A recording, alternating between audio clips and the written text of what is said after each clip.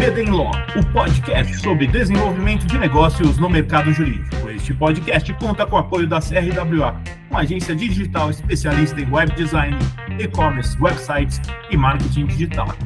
CRWA, há 14 anos entregando performance e resultados de comunicação. TKRA Contabilidade, a contabilidade certa para o crescimento da sua empresa. Já ouviu falar em Legal Design? Não? Procura por Bits Legal Design, criando documentos que qualquer pessoa entende. Sejam muito bem-vindas e bem-vindos. Eu sou seu host, Gabriel Bedini, especialista em desenvolvimento de negócio no mercado jurídico, e este é o episódio do BD Law e Inovação. Aqui você vai acompanhar conversas com profissionais que estão liderando a transformação em suas áreas do universo jurídico ao ecossistema de inovação, passando por startups, lawtechs, empresas e muito mais. Um espaço para explorar ideias, tendências e caminhos que conectam o direito à inovação. E o tema de hoje é cultura organizacional. E para falar do tema, convidamos Eric Fontenelle Nibo, cofundador da Bits, onde ganhou o prêmio da 100 Open Startups, participou do Shark Tank e foi Top 3 Startups Awards 2021.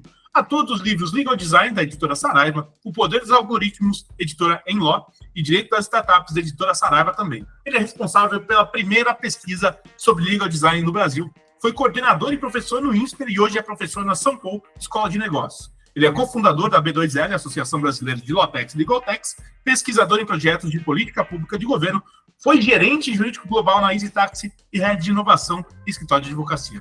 Eric, brigadão por ter aceitado aí nosso convite. E eu já tive aqui na oportunidade de entrevistar você algumas vezes aí. Mas para quem não te conhece, conta um pouquinho da sua trajetória e como você foi aí fundar a Bits. Boa.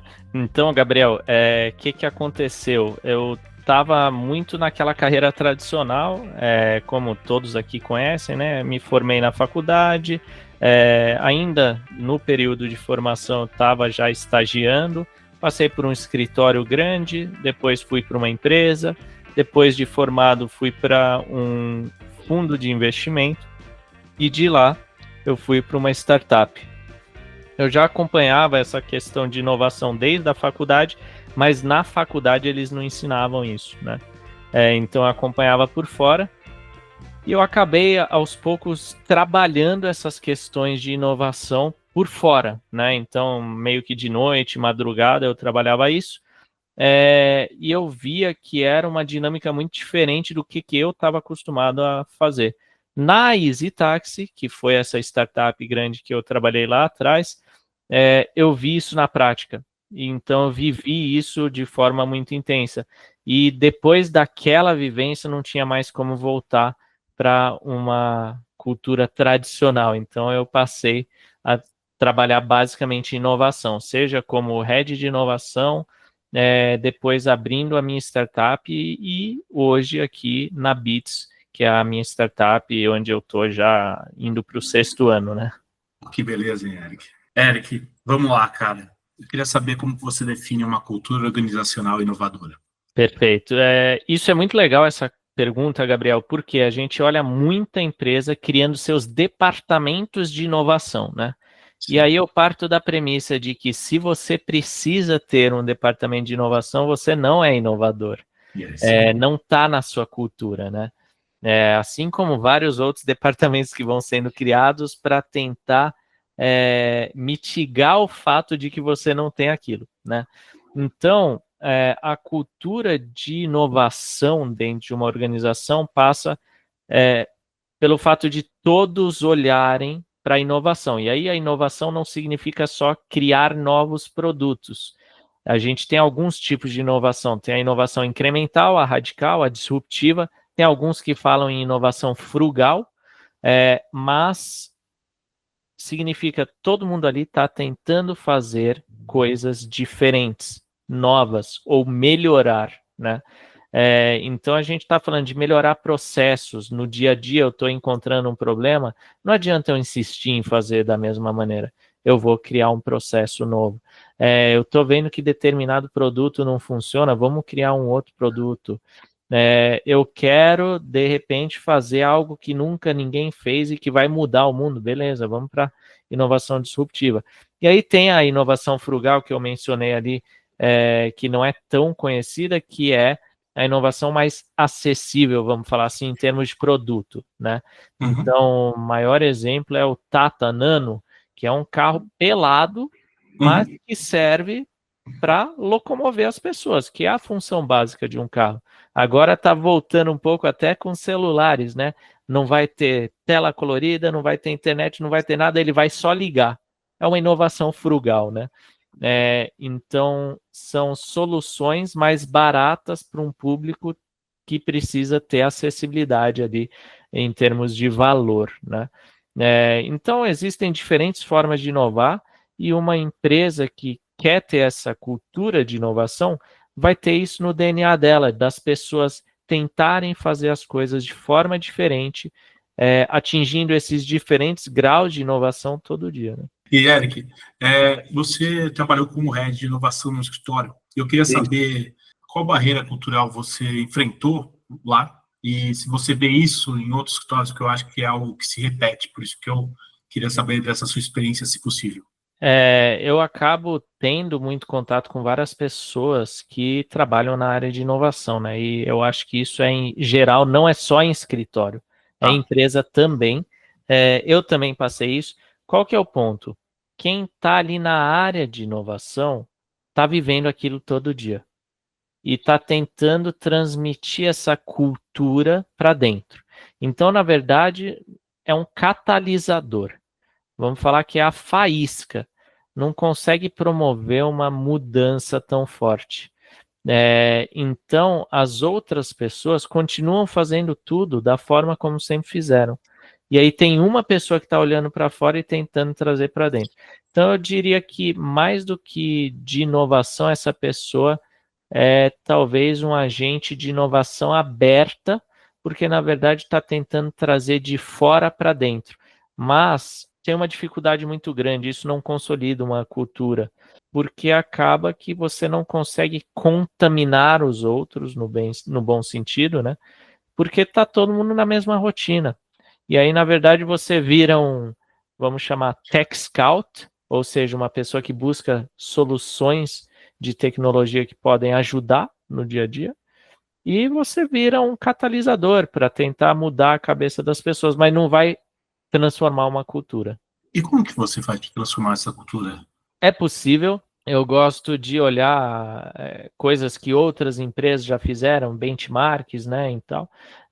Tem um programa que eu não sei se é verdade ou não, mas se vende assim no mercado, mas tem um programa que foi feito pela Intuit lá nos Estados Unidos e eles chamavam de catalisadores mesmo. Então, não era um head de inovação, eram várias pessoas de diferentes áreas que eram nomeadas como catalisadores. Aqui, a gente vai ouvir muito falar de embaixadores de alguma coisa e tal, e aí essas pessoas viravam o embaixador ou catalisador da inovação dentro da empresa.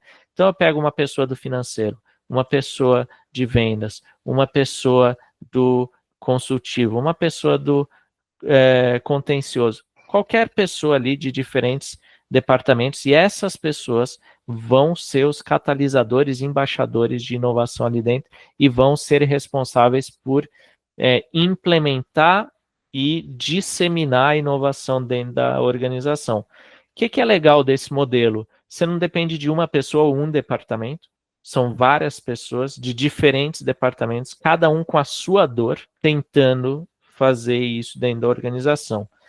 E quando você depende de uma pessoa, se essa pessoa está de férias, por exemplo, já era. Se a empresa está mal, e eu vi esse ano mesmo acontecer isso, a empresa está mal, o primeiro orçamento que ela corta é de inovação. Agora, se você tem várias pessoas dos seus departamentos fazendo parte desse grupo de trabalho ou da força-tarefa, aí é diferente. Você tem essas pessoas sempre ali fazendo inovação. O comitê, então, também poderia ser considerado essa força catalisadora, correto ou não? O único problema de um comitê é que ele se reúne a cada X tempo e ele vai discutir ali. Basicamente, as pessoas não chegam ali e vivenciam ou propagam isso no dia a dia. É só uma reunião, né? Esse é o problema de um comitê, na minha opinião, né? Mas, então, qual que seria a diferença dos catalisadores para um comitê? um comitê é igual um conselho de administração, né? A Perfeito. galera se reúne, e aí, como que está? Está assim, assim, assado. Pô, eu acho que poderíamos testar tal coisa. Fulano, vai lá e coloca essa coisa e testa. É diferente de você ter todo dia as pessoas tentando chamar as pessoas para inovarem, tentar desenvolver no micro, né, que é o departamento, e ao mesmo tempo de forma coordenada, né? Então, os catalisadores se reuniriam todo dia, por exemplo? Trabalhariam Pode ser. juntos? Por exemplo, metodologia ágil demandaria uma reunião diária e outra semanal. Então, depende muito de como você vai estruturar o programa, né? O comitê vai lá, se reuniria, sei lá, cada X tempo, falaria, este é o nosso problema, como resolver isso? Vamos resolver aquele problema e depois vai. E já a metodologia ágil vão ser vários problemas, é isso? Vão ser vários projetos, depende com vários grupos? Como que é? Isso, aí depende de como você vai estruturar, mas que poderia ser, né? A gente tem várias pessoas, um representante de cada departamento, que é responsável por levar a inovação ou propagar a inovação ali dentro. Aí você tem uma reunião periódica ali entre eles para discutir como está indo a evolução de cada um dos departamentos, quais que são as barreiras, etc. E aí todo dia você tem ali o que a gente chama de daily, por exemplo, para discutir como que está essa evolução. Você tem no final da semana a retrospectiva para ver o que aconteceu de errado durante essa semana, para que na próxima semana, na reunião de planejamento, consiga resolver os problemas que você viu na reunião anterior. Então aí você vai tendo uma evolução constante, diária, e aí, lógico, isso pode vir com treinamentos, depois com inserção de tecnologia e por aí vai. E aí você tem meio que isso de forma constante, ao invés de ter uma reunião, aí morre. Aí tem outra reunião, aí morre. Entendeu? É um pouco diferente. Porque é como se algo que fosse colocado realmente no dia a dia. Então é isso que é os catalisadores. Obviamente que você falou isso, só estou repetindo. Exato. Mas porque agora para mim ficou claro. Porque, por exemplo, se você tem aquela pessoa que vai ter o dia a dia dela, resolvendo os problemas normais da área, mas focando em entender, qual que é o problema nosso principal? O nosso problema principal é que a gente está usando um sistema que está demorando tanto tempo. O pessoal, sei lá, financeiro tem esse problema porque usa o mesmo sistema, o pessoal de comunicação tem esse problema porque é o mesmo sistema, e os advogados também têm o mesmo problema porque é isso. Então, vamos solucionar esse problema de todos para ajudar todas as áreas, ou tem uma área que é específica que está resolvendo isso. Como vocês podem ajudar nessa parte da sua área que se comunica com ela? Tipo isso? E aí eu acho que você trouxe alguns pontos legais, né? Se eu adoto outros modelos, o que é importante entender? Tem áreas que não se conversam. Então, às vezes, tem uma área que contratou uma solução que, na verdade, poderia ir para outras áreas também. Então, perdeu força de barganha. De repente, ela está mais avançada e outra área está para trás porque não adotou. Então, esse é um problema. A outra questão é que, às vezes, você pode criar um problema em processos dentro da organização. Então, é importante que todo mundo esteja alinhado. Então, tem vários pontos ali que são importantes da gente olhar, porque, dependendo de como é feito, não vai dar certo. E aí você tem problemas micro, que é o que você estava mencionando dentro de um departamento, e tem problema macro. Então, eu tenho que abordar os dois. Às vezes, sei lá, vamos imaginar que aqui a gente determinou botar o Slack na empresa. Só que para um departamento isso não faz tanto sentido, os caras ficam, que saco, botaram o Slack e não resolveram aqui nosso problema de tal coisa. Então eu tenho problemas micro e eu tenho problemas macro. Então eu tenho que tratar dos dois ao mesmo tempo também, né? Então eu acho que essa complexidade é que tem que ser endereçada na hora de criar uma cultura de inovação, né? E, por exemplo, aqueles escritórios que ainda não têm uma cultura de inovação, querem implementar alguma coisa, como que você faz para incentivar isso também? Por onde você começa? Porque para mim, né, Eric, vamos lá, eu observando escritórios grandes e pequenos também, o grande problema dos escritórios é a falta de profissionalização. Ou seja, não tem os processos bem definidos, não tem uma base de dados bem alimentada, não tem uma organização ali, você não sabe onde está vindo os focos de incêndio, só está apagando e está pouco organizado. Então, é super legal ter ali os catalisadores, ou um comitê de inovação, o que cada um preferir, Mas se você não tiver isso organizado, não vai adiantar nada isso daí. Ou estou viajando, ou dá para você começar dessa maneira e começar aos poucos. Eu acho que às vezes a galera de inovação vai ajudar a organizar essas coisas, porque eles já entendem que existe um processo para isso, né? Mas se não tiver esse pessoal de inovação para fazer isso, aí tem que começar mesmo organizando a casa, para depois colocar o que a galera chama de inovação, que geralmente são softwares de tecnologia, e não se restringe a isso, né? Então seria uma visão muito deturpada do que é inovação. E aí a gente vê muita gente querendo contratar um software, e aí não tem nada organizado, e aí contrata uma bazuca que não resolve nada.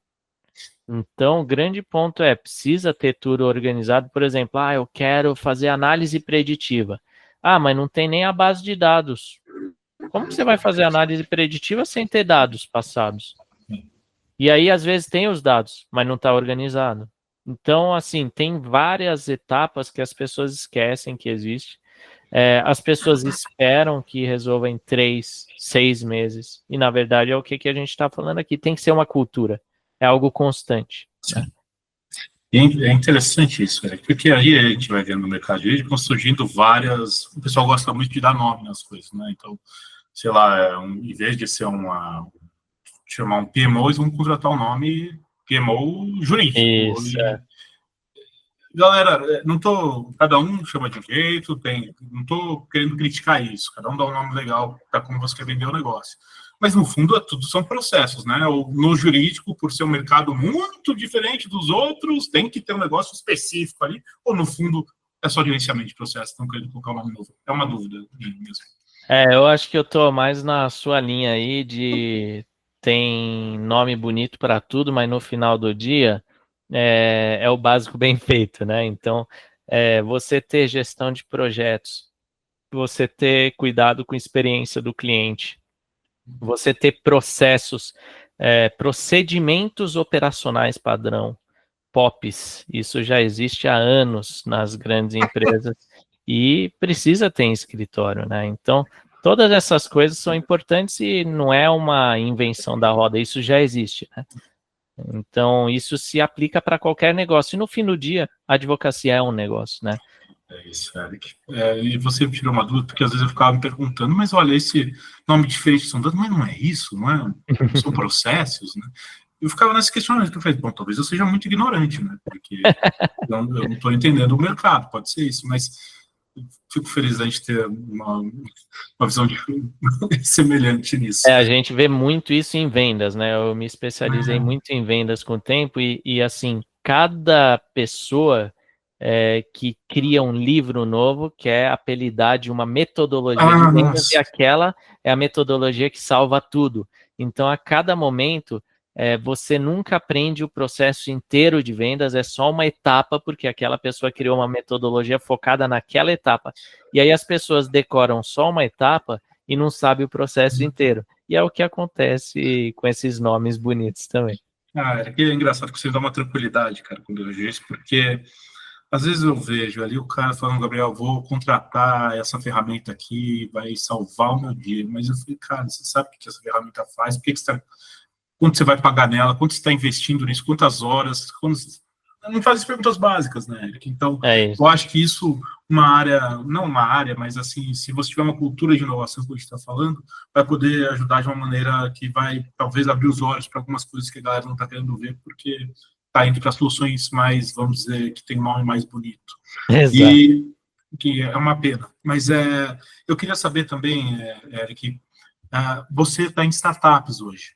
Você mergulhou vamos dizer, você já trabalhou no escritório, você já foi do departamento jurídico e agora você está em startups. Isso. Você acha que a cultura das startups, agora vai uma pergunta bem cretina talvez, mas é melhor do que a cultura de escritório, ou também você enfrenta essas mesmas dificuldades? Como que os escritórios podem aprender com as startups?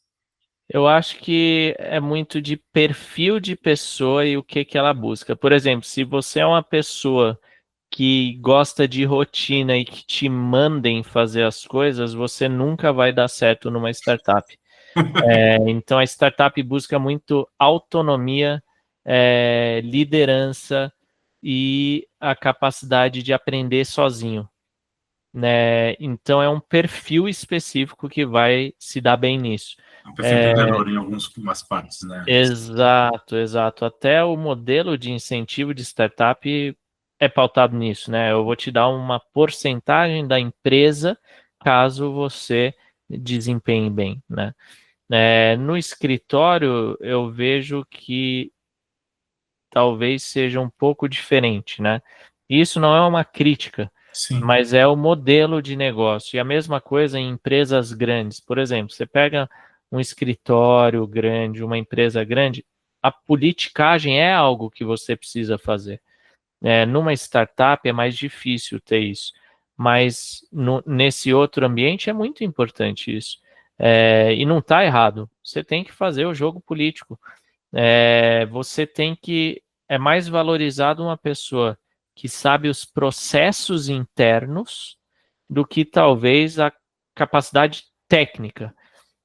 Então, por quê? Se quebrar o processo de uma grande empresa ou de um grande escritório, isso é ruim, quebra toda a cadeia. E num escritório grande, não é legal você ter uma identidade própria e jogar isso para fora, para o mundo. Por quê? A marca é do escritório. É isso mesmo. Ele não é do Gabriel, não é do Eric. Então eu preciso fazer dentro do padrão do escritório, sem inventar muita coisa. Agora, no escritório menor, talvez seja um pouco diferente. Você tem talvez mais autonomia, mas você também encontra essa barreira do formalismo e tradicionalismo. Então depende muito do perfil. Eu acho que cada um tem suas regras do jogo e a gente tem que saber onde quer estar e que regras quer jogar, né? Era que eu queria saber também, não tem muito a ver aqui, mas tem relacionamento, porque na verdade, no fundo, a gente está falando disso, porque por que você inova? Você inova porque é bonito, porque é legal, porque isso vai gerar mais valor para o cliente e, com consequência, para a sua empresa, né? Pelo menos essa é a minha visão.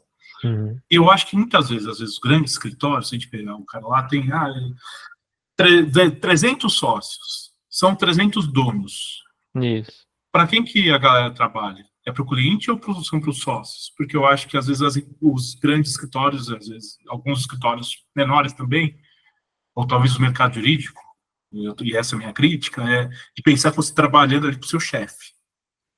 Quando, na verdade, quem vai sustentar o negócio é o seu cliente. Se seu chefe quer que trabalhe com você, não estou falando, a questão de sobrevivência faz parte do mercado. Você joga o jogo que tem que ser jogado.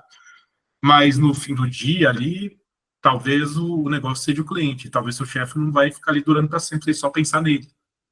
Eu queria saber se isso também é uma coisa que atrapalha a inovação. Eu acho que em escritório tem um problema que é o mesmo do médico, que é as pessoas não são treinadas para lidar com o cliente. O que você é treinado? Só para questão técnica. Você tem que ser muito bom na parte jurídica. Só que aí você é júnior, você começa a ter contato com o cliente, aí você vira sênior, depois, pleno, depois sênior. A partir do sênior para o sócio, você já precisa saber captar. Então, a sua capacidade de relacionamento é muito importante, só que ninguém te ensina isso. É diferente, por exemplo, em vendas. Você tem role-playing, para ver se a pessoa desempenha bem e corrigir ali os erros dela. Você tem o shadowing, que é acompanhando ali para a pessoa conseguir ver o que está acontecendo e conseguir replicar depois. Você tem o acompanhamento, você tem régua de comunicação com os clientes, etc. Tudo isso faz parte da experiência do cliente e do relacionamento com o cliente. Isso não acontece em escritório. Então, basicamente, é uma resposta sempre reativa. Então, o cliente chega com uma bomba, o advogado tem que resolver. E aí, vai no tempo do advogado. Não tem previsão de entrega, não tem critérios para avaliar a qualidade, porque não é só a qualidade técnica. Mas para os advogados é só a qualidade técnica que importa. E o cliente é um mero detalhe ali nesse meio tempo. Exatamente. Então, acho que esse é o grande problema. Não, sensacional, velho. Cara, o que é bom também, porque eu acho que para os escritórios que estão vendo isso, vão ter uma puta oportunidade de crescimento. Uhum. E se você for ver É um diferencial que você, entre aspas, você já precisa estar organizado, precisa pensar nisso, mas é um diferencial simples de você conseguir fazer. Não, Exato. não que seja fácil, tá? Mas é Uhum. simples, porque tem um caminho ali que você define as coisas, você coloca isso na sua rotina, você vê o que já foi traçado, porque isso não é uma inovação no mercado, a gente não está falando, meu Deus, descobri uma roda. Não, já tem no mercado, já tem há muito tempo. É replicar. É isso, cara. E entender, obviamente, o que precisa ser feito no seu negócio. Que isso, o advogado continua sendo muito bom no negócio dele. Mas tem que pensar no negócio do cliente. Eu queria saber, é que na sua visão, o que é mais difícil? Mudar a cultura de um escritório tradicional ou criar uma cultura inovadora do zero? Eu acho que é mais difícil mudar a cultura, porque quando a gente fala de gestão de mudança, por exemplo, você tem alguns fatores que são importantes, né? Tem um fator que é o custo perdido, né? Então, tem muitas pessoas que investem um valor e ficam presos naquele valor. Ah, não, custou 1 milhão, tal. Já era, você investiu, já era, esquece. Vai ter que mudar, tem que mudar e pronto. Então, essa é a lógica do custo perdido que as pessoas não conseguem entender. Às vezes fica preso, não, ó, gastamos 1 milhão, vamos ficar os próximos 10 anos assim, porque tem que valer a pena aquele investimento. Só que isso aí te deixa atrasado, né? O segundo ponto é que tem gente que fica relutante a mudar. E aí tem várias razões para isso. Tem gente que se identifica com a cultura anterior, tem gente que tem medo do que pode acontecer. Tem gente que tem medo porque não tem essas habilidades, então fala, pô, agora estão exigindo que eu saiba usar IA, putz, eu não sei usar IA, então eu vou ser contra, eu vou defender o meu aqui. Então tem vários fatores, né, que influenciam essa mudança, então isso é o que dificulta tanto, tá? Então eu acho que é mais fácil você começar uma nova organização e trazer essa cultura, e é por isso que muitos dos times de inovação sequer ficam dentro da empresa. Eles são colocados para fora da empresa para não serem contaminados pela cultura tradicional, né? Então, acho que isso já diz muito. É mais difícil de você mudar uma cultura do que você criar uma. Sensacional, Eric. E, Eric, para quem quer começar a ser mais inovador, que dica que você daria? Eu diria que o principal é olhar o que os outros estão fazendo. Porque você só se torna criativo, e criação, né, é um dos pontos principais dentro de inovação. Você só se torna criativo quando você é exposto a um repertório grande de soluções ou situações, ou seja lá o que for. Por isso até que a galera fala, quem tem cabelo branco tem mais vivência, consegue dar soluções melhores, porque já viu de tudo, já tem repertório. Então, quanto mais você recebe repertório, melhor. Então, ler, conversar. Por isso que a gente fala muito de inovação aberta, porque eu posso conversar com o meu concorrente, posso conversar com o meu parceiro, com o meu cliente, com quem for. É importante para eu ter repertório e saber de diferentes coisas. Olhar para fora do meu mercado. O maior erro do mercado jurídico é sempre, tem alguém do jurídico que já fez isso? Óbvio que não. Todo mundo é tradicional. Olha para outro mercado, né? Então, olhar outros mercados também é muito importante. Então, acho que o principal é isso, estar exposto a várias situações diferentes, analisar essas situações, criar repertório. Eu lembro uma vez eu fui num desses encontros de advogados, e daí eu estava sentado do lado de um advogado mais velho, fui contra o Gabriel, já vi esse cara falando 300 vezes, ele sempre fala a mesma coisa. Eu falei, mas que rato você está fazendo aqui então? Tipo, você já sabe o que o cara vai falar, não sei o quê. Obviamente que o cara não está nem pelo que o cara vai falar, mas pelo relacionamento com os advogados. Mas se você está esperando alguma coisa diferente no mercado jurídico, nas grandes coisas, e se o mercado jurídico está sendo diferente para você, falta você olhar um pouco para fora, né, cara? É isso.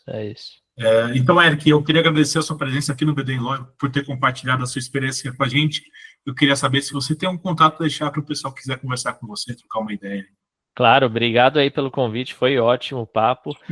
Vou deixar aqui, então, quem quiser me seguir ali nas redes, em todas as redes é Eric Fontenelle Nibo, seja no Instagram ou no LinkedIn, Nibo com Y, tá? E Eric só com um K. É isso, obrigado, viu, meu amigo nórdico. E deixar um abração aqui pro Thor.